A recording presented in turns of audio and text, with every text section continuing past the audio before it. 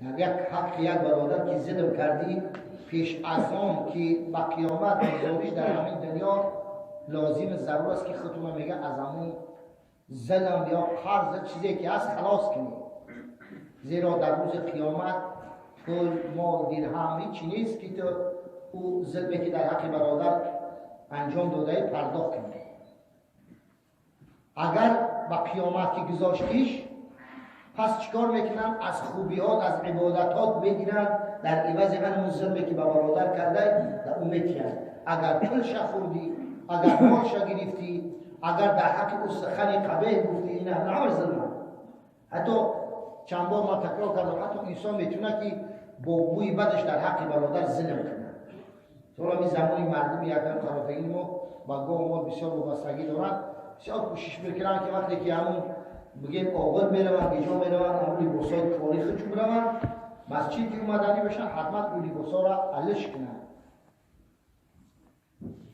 زن موقعی دوره مختصر و مکروه است گزاردن نماز با همراهی لباس کاری. اگر لباس نمازی هم باشد که لباس کاری باشد نماز مکروه است.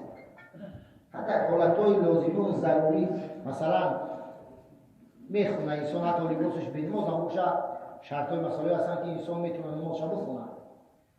یکی وقتی مسجد میاد که آزاد هستی تو میتونی که همون کار را بکنی، حتما لباسهای کاری را علش کن، لباسهای تازه بیار تا که بوی بد نکنی. در بری برادر داخل مسجد میشه بوی بد کردی و برادر ناراحت میشه ولی جرأت نمینه را بگه که بچه وقتی بوی بد داریم که جرأت نمیکنه و خودش میسوزه. اصلا باید سیه جوان زیادی کنیم که وقتی همون ایتری بگیم سرارو میگیم گریب باشی همون هم خوب نیست در بری از برادر هم فتوه کردن همون هم ناراحت میشه. حتی آبیده هم باید در پیش برادر اهل اسلام نکنیم. همینو مایدترین هم کنه ظلم هستن.